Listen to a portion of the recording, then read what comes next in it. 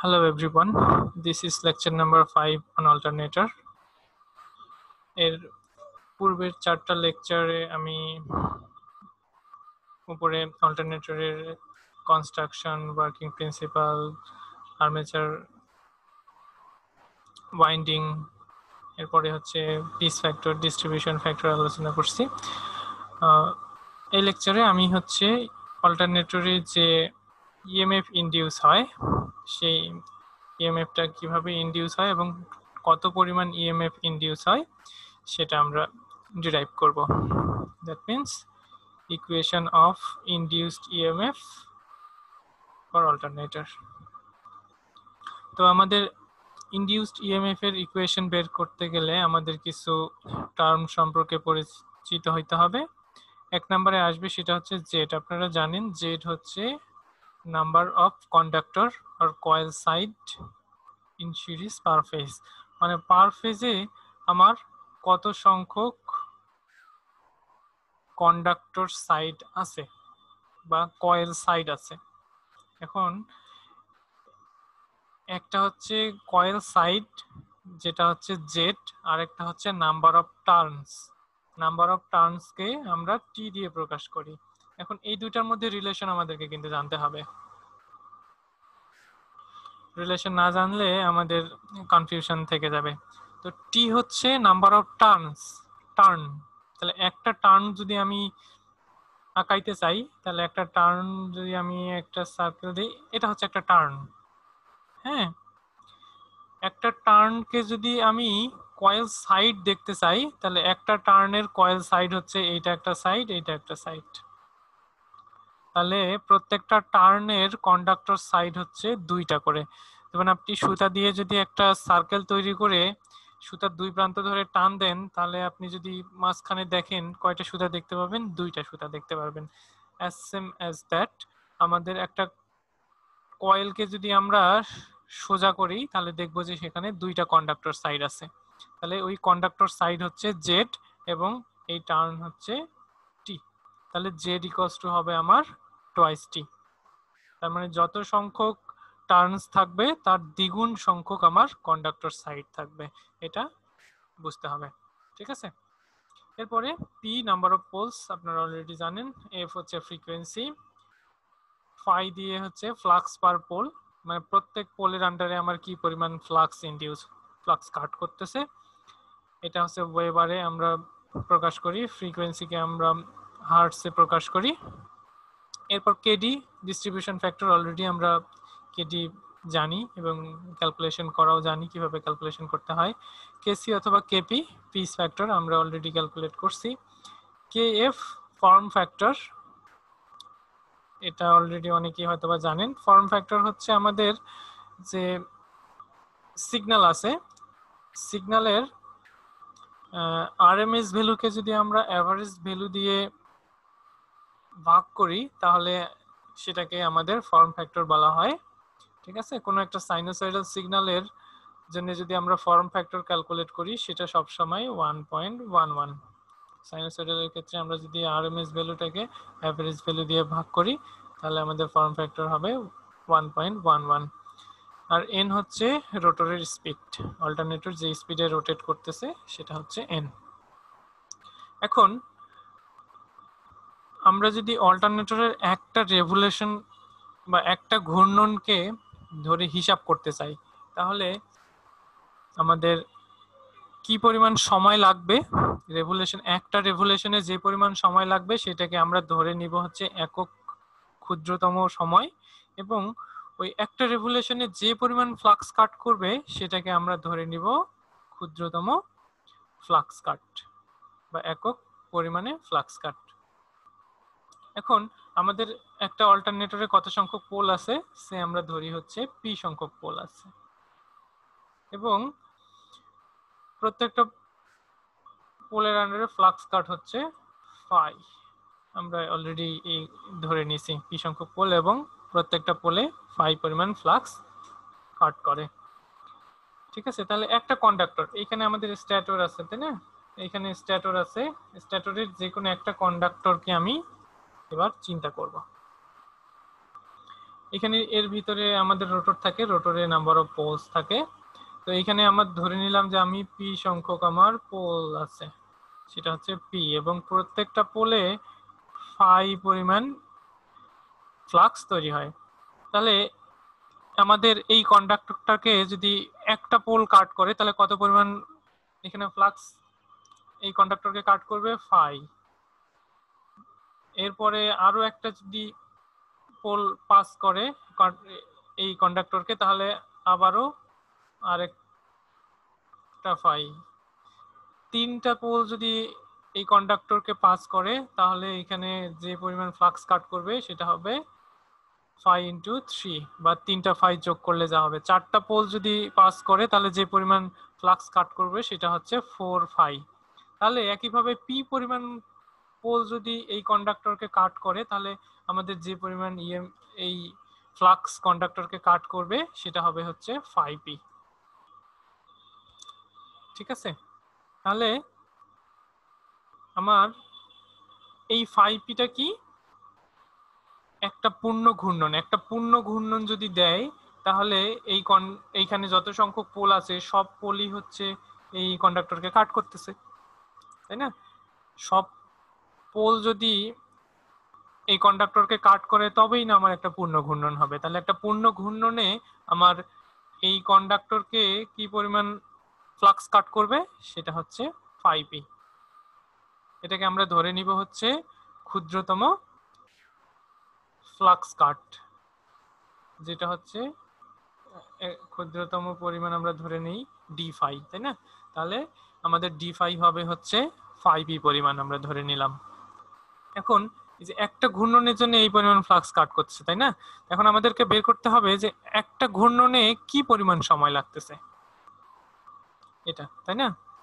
তাহলে একটা ঘূর্ণনে আমার কি পরিমাণ সময় লাগবে? আমাদের n সংখ্যক রোটেশন দেওয়ার জন্য আমাদের কি পরিমাণ সময় লাগতেছে এটাকে আমরা rpm এ প্রকাশ করি, তাই না? তাহলে পার মিনিটে আমার ঘূর্ণন হচ্ছে n। তাহলে এখানে আমাদের ক্যালকুলেশনের জন্য আমরা যেহেতু হার্জ নিয়ে কাজ করতেছি আমাদের পার সেকেন্ডে চিন্তা করতে হবে। তাহলে পার সেকেন্ডে আমার 60 সেকেন্ড হবে। তাহলে n সংখ্যক ঘূর্ণন দিচ্ছে আমার 60 সেকেন্ডে। তাহলে 60 সেকেন্ডে যদি আমার n সংখ্যক ঘূর্ণন দেয় তাহলে একটা ঘূর্ণনের জন্য আমার কি পরিমাণ হবে? সরি, এটা উল্টা হবে, মানে n সংখ্যক ঘূর্ণনে আমার সময় লাগতেছে হচ্ছে 60 সেকেন্ড। তাহলে একটা ঘূর্ণনে সময় লাগবে আমার কত?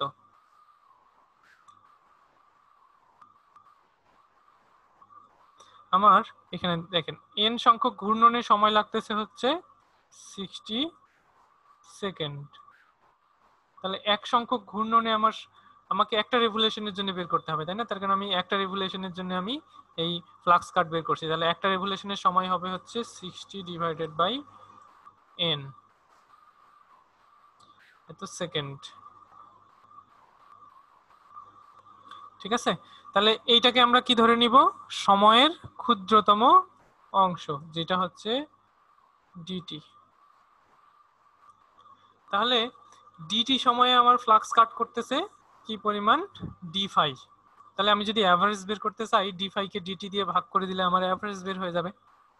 তাহলে এখানে এই যে এখানে বলে দেওয়া আছে d5 আমরা ধরে নিলাম যে একটা রেভলিউশনে যে পরিমাণ ফ্লাক্স কাট হবে 5p, এবং এই রেভলিউশনে ঠিক যে পরিমাণ সময় লাগে সেটা হচ্ছে dt, এবং আমরা সেখানে এটা দেখাইছি যে dt পরিমাণ হয় হচ্ছে 60 ডিভাইড বাই n সেকেন্ড। এবার যে পরিমাণ ফ্লাক্স কাট করতেছে এবং যে পরিমাণ সময় লাগতেছে, ফ্লাক্স কাটকে যদি সময় দিয়ে ভাগ করি তাহলে এভারেজ কি পরিমাণ ইএমএফ আমরা পাচ্ছি প্রত্যেকটা কন্ডাক্টরে, যেহেতু আমরা এটা একটা কন্ডাক্টরের জন্য চিন্তা করছি। তাহলে এভারেজ সেখানে যে পরিমাণ ইএমএফ, যে পরিমাণ ফ্লাক্স কাট করবে সেই পরিমাণে আমার ইএমএফ ইনডিউস হবে। তাহলে এভারেজ ইএমএফ ইনডিউসড পার কন্ডাক্টর হবে হচ্ছে d5 বাই dt। এটাকে যদি আমি সিম্পলিফাই করি তাহলে 5 np ডিভাইড বাই 60 পাবো। ঠিক আছে, এর আগে আমরা কি করছি? অল্টারনেটরের স্পিড এবং ফ্রিকোয়েন্সি রিলেশন থেকে আমরা বের করছিলাম f = pn / 120। এখান থেকে আমি স্পিড যদি বের করে নেই n = 120 f/p। আমরা কি করব, এই n এর ভ্যালুটা বসাই দিব 120 f/p।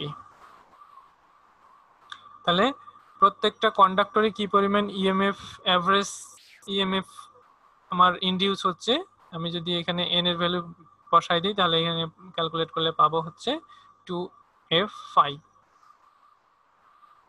এবার খেয়াল করেন, এই যে পরিমাণ এভারেজ ইএমএফ আমরা পাচ্ছি এটা কার জন্য? একটা কন্ডাক্টরের জন্য। কিন্তু আমার যে অল্টারনেটর সেখানে কি পরিমাণ কন্ডাক্টর আছে? আমরা ধরছি সেখানে জেড পরিমাণ কন্ডাক্টর আছে। এই যে প্রথমেই ধরছি জেড পরিমাণ কন্ডাক্টর আছে। তাহলে আমরা যদি জেড পরিমাণ টোটাল জেড দিয়ে গুণ করি তাহলে কি পাবো?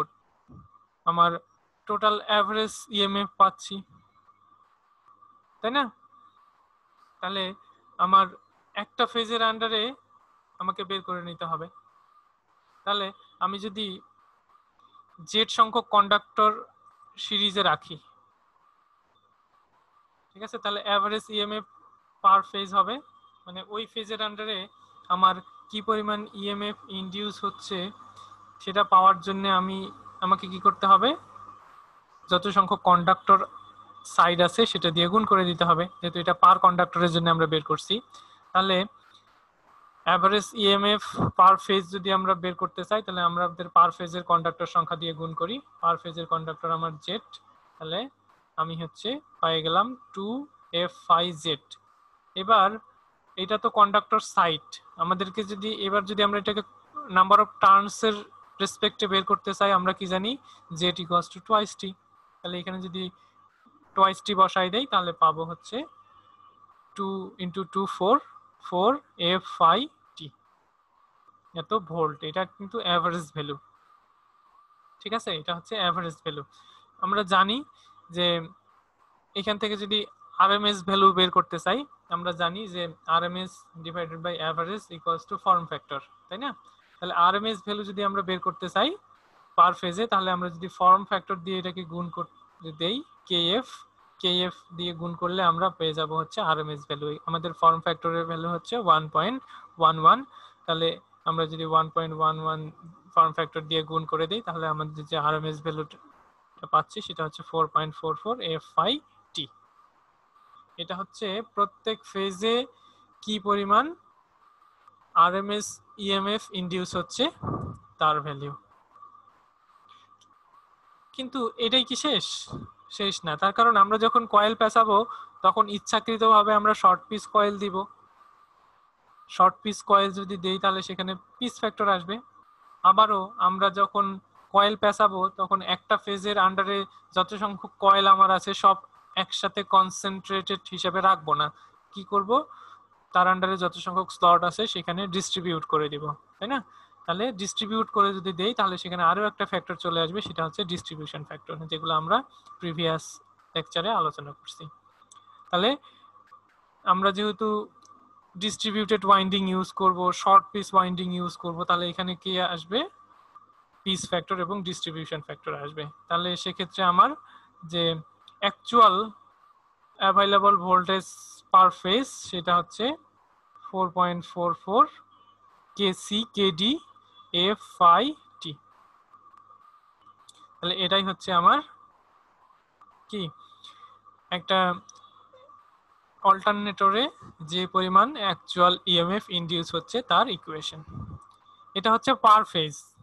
যদি কখনো আপনাকে লাইন ভ্যালু বের করতে বলা হয় তাহলে আপনাকে দেখতে হবে যে আমার অল্টারনেটরটা স্টার কানেকশনে আছে নাকি ডেল্টা কানেকশনে আছে। যদি স্টার কানেকশনে থাকে তাহলে স্টার কানেকশনের ক্ষেত্রে আপনার লাইন ভোল্টেজটা কি ফেজ ভোল্টেজের √3 টাইমস হবে। আর যদি ডেল্টা কানেকশনে থাকে তাহলে ডেল্টা কানেকশনের জন্য আমার ফেজ ভোল্টেজ এবং লাইন ভোল্টেজ সমান, তাহলে সেটা আপনাকে কনসিডার করতে হবে। তাহলে আমরা কি ডিরাইভ করলাম? অল্টারনেটরে কি পরিমাণ ইএমএফ ইনডিউস হয় তার ইকুয়েশন ডিরাইভ করলাম। এখন আমরা এই ইকুয়েশনের সাহায্যে কিছু ম্যাথ করব, ঠিক আছে? ম্যাথ হচ্ছে 37.6। এখানে কি বলছে? A three-phase 16-pole alternator has a star-connected winding with 144 slots and 10 conductor per slot. একটা অল্টারনেটর থ্রি ফেজ, তার পোল সংখ্যা হচ্ছে 16 এবং তার টোটাল স্লট হচ্ছে 144 এবং কি বলছে 10 কন্ডাক্টর পার স্লট, প্রত্যেকটা স্লটে আমার 10টা করে টার্ন আমরা ইউজ করছি। ঠিক আছে, এরপর বলা হচ্ছে যে ফ্লাক্স পার পোল ফাই দেওয়া আছে এবং সাইনোসয়েডালি ডিস্ট্রিবিউটেড, এই যে ফ্লাক্স সেটা আছে sinusoidally distributed and the speed দেওয়া আছে n 375।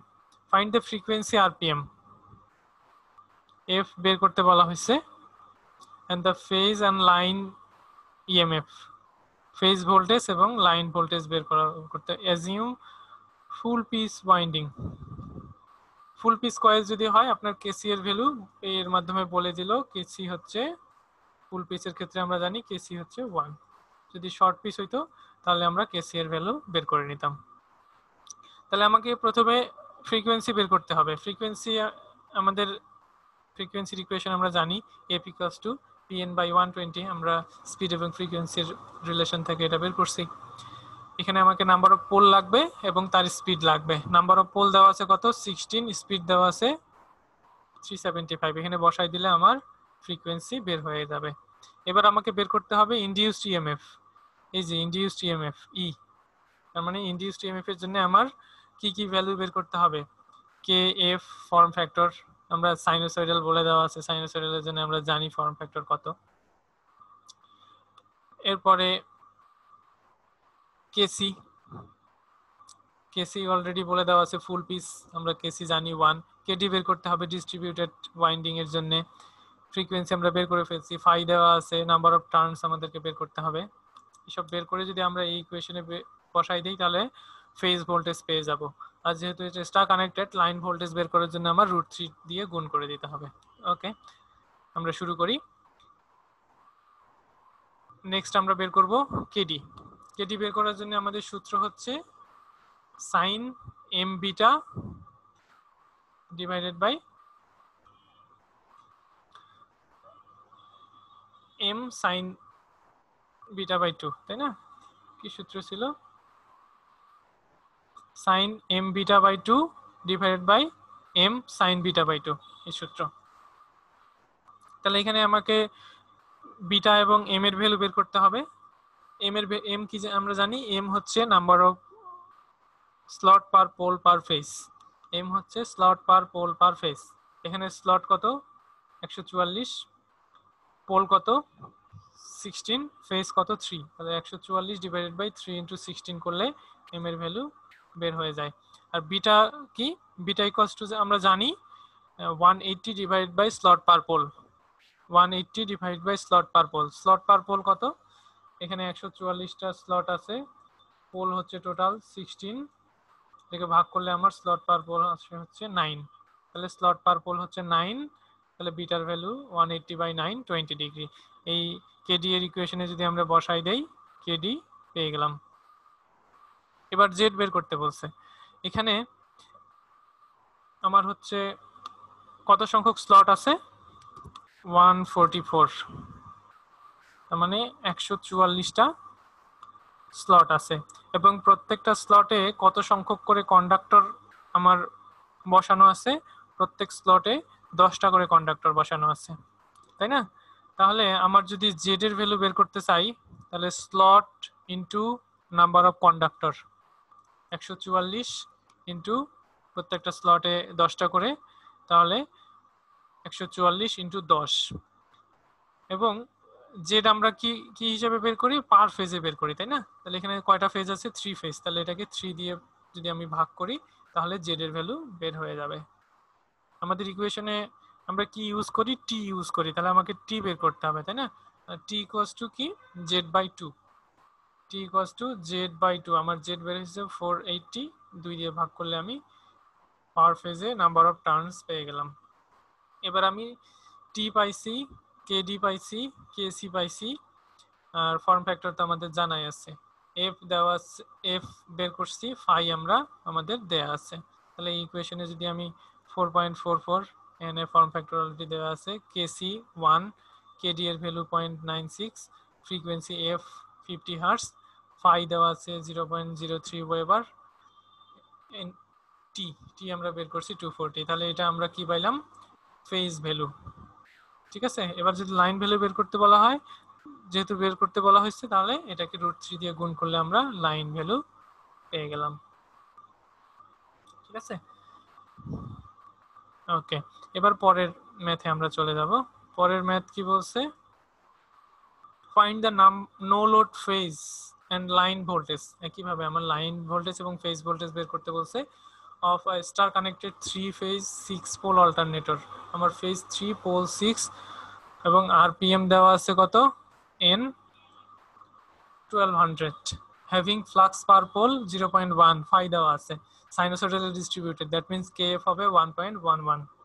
It's stator has 54 slot, আমার নাম্বার অফ স্লট দেওয়া আছে, হ্যাভিং ডাবল লেয়ার ওয়াইন্ডিং, আমাদের ওয়াইন্ডিংটা double layer. Each coil has 8 turns and coil is corded by 1 slot. প্রত্যেকটা কয়েলে হচ্ছে 8টা করে টার্ন ইউজ করা হয়েছে। ঠিক আছে, তার মানে প্রত্যেকটা স্লটে আমার 8টা করে টার্ন বসানো আছে এবং কয়েল একটা স্লটে শর্ট পিস করা আছে। কর্ডেড বাই 1 স্লট মানে হচ্ছে একটা স্লট কম ইউজ করা হয়েছে। ঠিক আছে, তাহলে আমার যদি ইনডিউসড ইএমএফ বের করতে বলা হয়, তাহলে আমাদের একই সূত্র, 4 into KF KC KD F I T, কিংবা 4.44 KC KD F I T, তাই না? তার মানে আমাদেরকে এবার সব বের করতে হবে। প্রথম থেকে শুরু করি। আমরা কেএফ এর ভ্যালু জানি, সাইনোসয়েডালি ডিস্ট্রিবিউটেডের জন্য 1.11। কেসি বের করব, কেসি বের করার জন্য আমার আলফার ভ্যালু লাগবে। আলফা কত?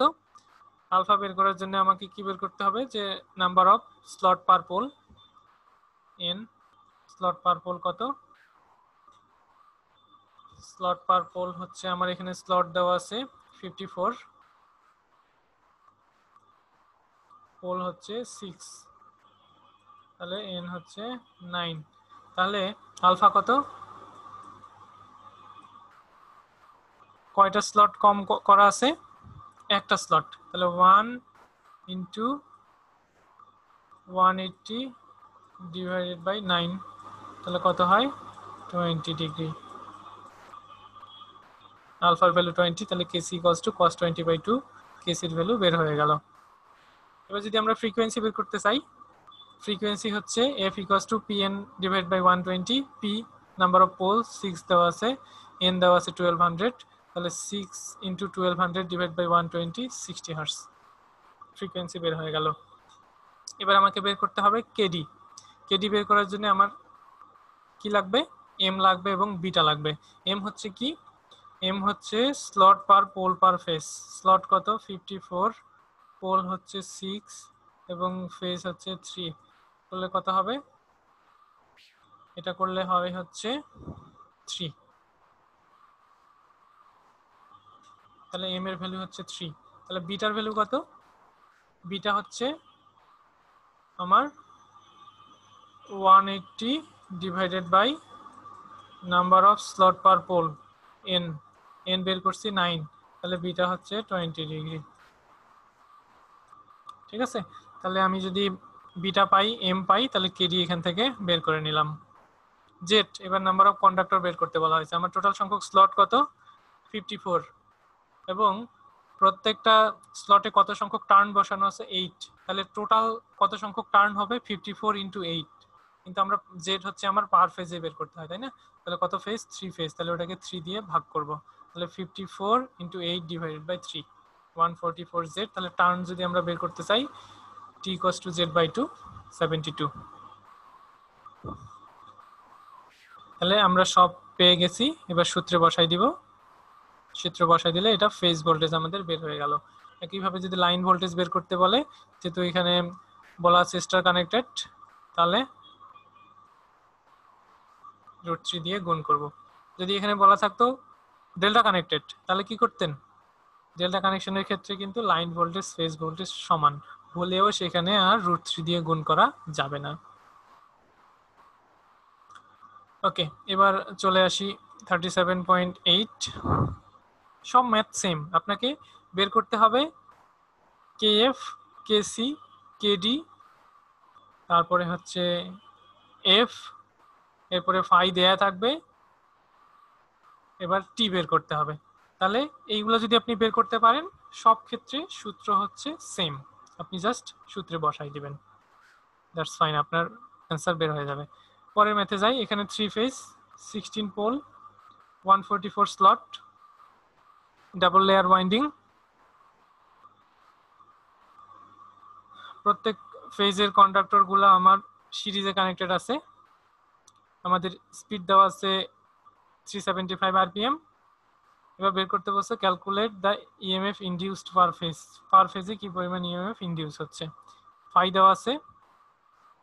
এবার বলা আছে যে কয়েল স্প্যান আমাদের এর আগে কি দেওয়া ছিল, নাম্বারে দেওয়া ছিল তাই না, 1 to 8, 1 to 10, এবার দেওয়া আছে 150 ডিগ্রি, 150 ডিগ্রি দেওয়া আছে, সহজ, আপনার জন্য সহজ করে দেওয়া হয়েছে। তার কারণে আপনাকে কষ্ট করে কত সংখ্যক স্লট কভার করছে, কত সংখ্যক স্লট বাদ দেওয়া হয়েছে, আমাদের বাদ দেওয়া স্লটের পরিমাণ, ইলেকট্রিক্যাল অ্যাঙ্গেল কত, সেটা বের করতে বলা হয়েছে তাই না। এখানে সরাসরি আপনি ইলেকট্রিক্যাল অ্যাঙ্গেল বের করে ফেলতে পারবেন। তার কারণ আমরা জানি যে একটা পোলের আন্ডারে ইলেকট্রিক্যাল অ্যাঙ্গেল কত, 180 ডিগ্রি তাই না। তাহলে সেখানে কভার করছে কত ডিগ্রি, 150 ডিগ্রি। তাহলে আপনি যদি এই 180 থেকে 150 বাদ দেন, তাহলে যে পরিমাণ বাকি থাকে সেটাই আপনার কভার করে নাই, যে পরিমাণ অ্যাঙ্গেল কভার করে নাই সেটাই কি, আলফা।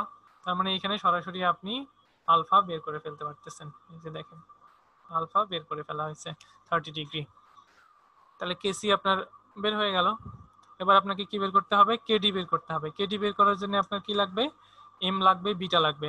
এম হচ্ছে কি, number of slot per pole per phase, sorry M হচ্ছে number of slot per pole per phase. 144 slot আছে, নাম্বার অফ পোল হচ্ছে 16, ফেজ হচ্ছে 3। তাহলে এটা যদি আপনি ভাগ করেন, আপনি এম এর ভ্যালু পেয়ে যাবেন হচ্ছে 3। এবার বিটা আপনার বের করতে হবে। বিটা কি, 180 ডিভাইডেড বাই এন। এন হচ্ছে number of pole per phase, number of pole কত, 144, sorry number of slot per pole, N হচ্ছে number of slot per pole. আপনার নাম্বার অফ স্লট কত, 144, পোল হচ্ছে 16। তাহলে এন যদি আপনি বের করেন, তাহলে 144 কে 16 দিয়ে ভাগ করলে আপনি পাবেন 9। তাহলে বিটা হচ্ছে 180 ডিভাইডেড বাই 9, বিটা বের হয়ে গেছে, এম বের করে নিয়েছেন আপনি। কেডি এর ভ্যালু এখানে সূত্রে বসাই দেন, পেয়ে যাবেন। এবার আপনার কি লাগবে, ফ্রিকোয়েন্সি এফ আপনার দেওয়া আছে, এখানে কি এন দেওয়া আছে, পোল দেওয়া আছে, এফ কি PN divided by 120, PN divided by 120, আপনি এফ পেয়ে গেলেন। এবার আপনাকে কি বের করতে হবে, টি। টি বের করার জন্য প্রথমে আপনার বের করতে হবে Z, number of slot per phase, তাই না। তাহলে আপনি যদি জেড বের করতে চান, জেড হচ্ছে আপনার কি হবে, জেড হচ্ছে আপনার কত সংখ্যক স্লট আছে, 144, প্রত্যেকটা স্লটে কত সংখ্যক কন্ডাক্টর ইউজ করা হয়েছে, 4,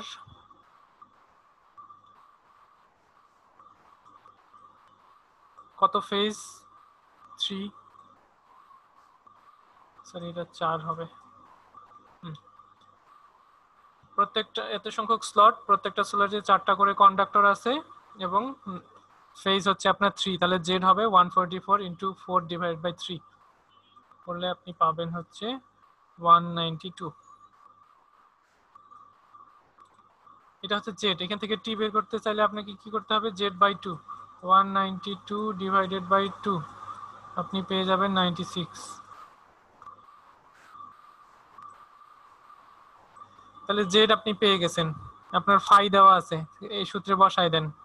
4 kf kc kd f phi t, 4 kf এর ভ্যালু 1.11, কেসি 0.966, কেডি 0.96, এফ হচ্ছে 50 হার্টজ, আপনার ফাই দেওয়া আছে 5 × 10⁻², এবং টি বের করছেন আপনি 96। তাহলে আপনার কি পরিমাণ ইএমএফ ইনডিউস হচ্ছে সেটা বের হয়ে গেল। এর পরের ম্যাথে যাই। এখানে বলা আছে পোল হচ্ছে 4, 3 phase, 50 hertz, star connected, 60 slot দেওয়া আছে, 4 কন্ডাক্টর পার স্লট। কয়েল কি করা আছে, শর্ট পিস বাই 3 স্লট, 3টা স্লটে শর্ট পিস করা আছে, এবং প্রত্যেকটা ফেজের স্প্রেড হচ্ছে 60 ডিগ্রি।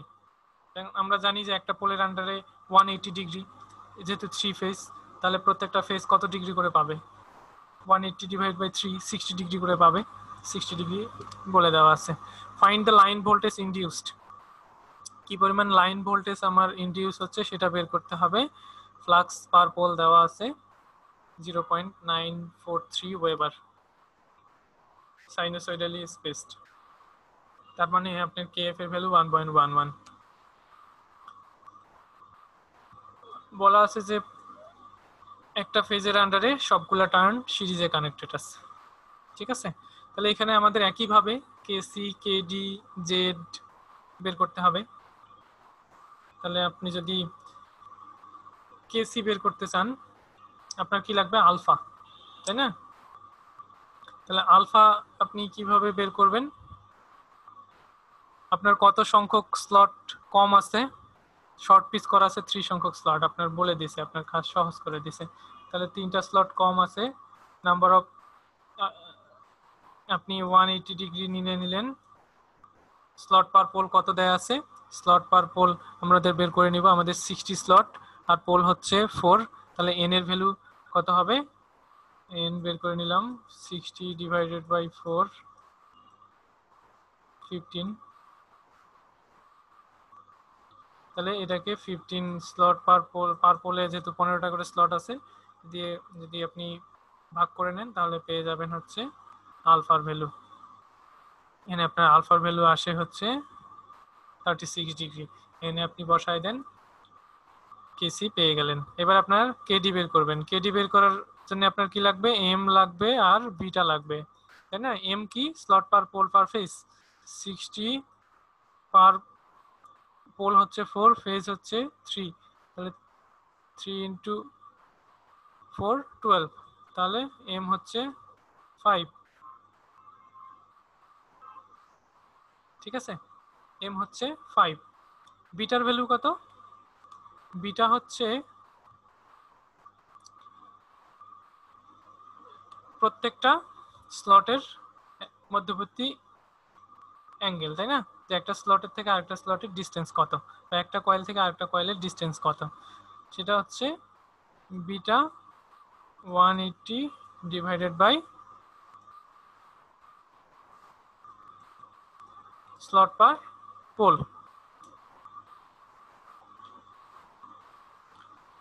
স্লট পার পোল কত, 15, আপনি ভাগ করেন পেয়ে যাবেন বিটা হচ্ছে 12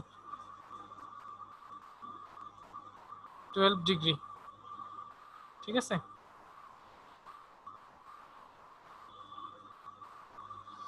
ওকে, তাহলে বিটা যদি আপনি পেয়ে যান, তাহলে কেডি বের করে ফেলেন এখান থেকে সূত্রে বসাই দিয়ে।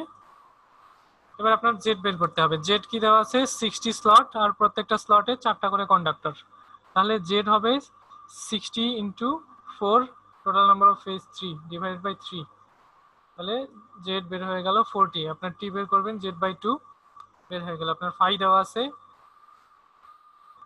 আপনার কেএফ সাইনোসয়েডাল যেহেতু বলা আছে, কেএফ হচ্ছে 1.11, আপনার ফ্রিকোয়েন্সি দেওয়া আছে 50 হার্টজ। তাহলে আপনার বসাই দেন সূত্রে, আপনি ফেজ ভোল্টেজ পেয়ে গেলেন, আপনার ফেজ ভোল্টেজ পেয়ে গেলেন। আপনার কি বের করতে বলছে, লাইন ভোল্টেজ বের করতে বলছে, তাহলে √3 দিয়ে আপনি সেটাকে গুণ করেন, লাইন ভোল্টেজ পেয়ে গেলেন। তাহলে আপনার এরকম ইনডিউসড ইএমএফ এর যদি আপনার ইকুয়েশন বের করতে বলে, তাহলে সেম সূত্র, আপনি জাস্ট সেখানে কেসি, কেডি, জেড, টি তারপরে আপনার ফ্রিকোয়েন্সি এফ এগুলো বের করবেন, সূত্রে বসাই দিবেন, ফেজ ভ্যালু বের হয়ে যাবে। লাইন ভোল্টেজ বের করতে বললে যদি স্টার কানেক্টেড হয় √3 দিয়ে গুণ করবেন, আর যদি ডেল্টা কানেক্টেড হয় তাহলে ফেজ ভোল্টেজ এবং লাইন ভোল্টেজ সমান হবে। এরপর আসি যে আমাদের অল্টারনেটর সাইজ কিসের উপর ডিপেন্ড করবে। অল্টারনেটর সাইজ হচ্ছে আপনার যত বড় মাপের অল্টারনেটর হবে সাধারণত তার সাইজটা বড় হবে। সাইজ বড় হইলে যেটা হবে যে তার ইফিসিয়েন্সিটা অনেক বেড়ে যাবে। যেমন 1 কিলোওয়াটের যদি আমি একটা অল্টারনেটর ডিজাইন করি তাহলে তার ইফিসিয়েন্সি বেশ কম, 50%। কিন্তু যদি আমি 10 মেগাওয়াটের জন্য ডিজাইন করি তাহলে তার ইফিসিয়েন্সি হয়ে যাবে 90%-এর মতো।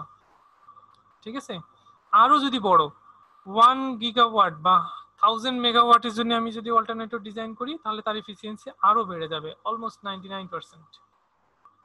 ঠিক আছে, তাহলে বড় অল্টারনেটর মানে বড় ক্যাপাসিটির অল্টারনেটর যদি আমরা ডিজাইন করি তার এফিসিয়েন্সি বেড়ে যায়। এর আরো একটা অ্যাডভান্টেজ হচ্ছে আমি যত বড় অল্টারনেটর ইউজ করব তার হচ্ছে তুলনামূলকভাবে ওয়েটটা কম হবে। যেমন আমি যদি 1 কিলোওয়াটের অল্টারনেটর ধরি 20 কেজি, তাহলে আপনার 10 মেগাওয়াটের অল্টারনেটর হবে আপনার 20,000 কেজি। এখানে দেখেন পার কেজিতে আপনার 50 ওয়াট যদি হয় ছোট অল্টারনেটরে, পার কেজিতে আমার বড় অল্টারনেটরে 500 ওয়াট আমি পাবো। কিন্তু সমস্যা হচ্ছে আপনার অল্টারনেটরের সাইজ যখন বড় হয়ে যাবে তখন সেখানে যে সমস্যাটা হবে সেটা হচ্ছে তার কুলিংটা আপনার প্রবলেমেটিক হয়ে যাবে। তার কারণ যত বড় মাপের অল্টারনেটর হবে তার সাইজ কমে যাচ্ছে কিন্তু সেখানে লস কি হচ্ছে, অনেক বেশি হচ্ছে। যে যত বেশি লস হবে তত বেশি হিট প্রডিউস হবে। ঠিক আছে, তাহলে আপনার সেখানে কুলিংটা একটু ডিফিকাল্ট হয়ে যায়। ঠিক আছে, আপনার মেশিন যত বড় হবে সেখানে লস তত বেড়ে যাবে পার ইউনিটে। এই জন্য আপনার লো স্পিড যেসব অল্টারনেটর থাকে, লো স্পিড অল্টারনেটর গুলা হাই স্পিড অল্টারনেটর থেকে আপনার কি হয়, বড় হয়। আর যত বড় হবে তার কুলিংটা তত প্রবলেমেটিক হবে। যেমন আপনার যদি অল্টারনেটরের 200 আরপিএম এর অল্টারনেটর হয় তাহলে হচ্ছে এখানে আমরা নর্মালি কুলিং করতে পারবো, যেমন এয়ার কুলিং করতে পারবো। কিন্তু আপনার যদি আরপিএম বেড়ে যায় সেখানে কি হবে, আরপিএম বেড়ে গেলে মানে অল্টারনেটরের সাইজটা ছোট হয়ে গেল। আপনার পার ইউনিটের সাইজ ছোট হয়ে গেলে সেটার হিট আপনার বেশি গরম হবে, সেক্ষেত্রে আপনি এয়ার কুলিং করতে পারবেন না, হাইড্রোজেন কুলিং করতে হবে। ঠিক আছে, তার মানে এগুলা স্পিডের উপর ডিপেন্ড করতেছে, আপনার কুলিংটা স্পিডের উপর ডিপেন্ড করবে এবং আপনার কি পরিমাণ আপনার অল্টারনেটরের ক্যাপাসিটি তার উপর ডিপেন্ড করবে। ওকে, থ্যাংক ইউ।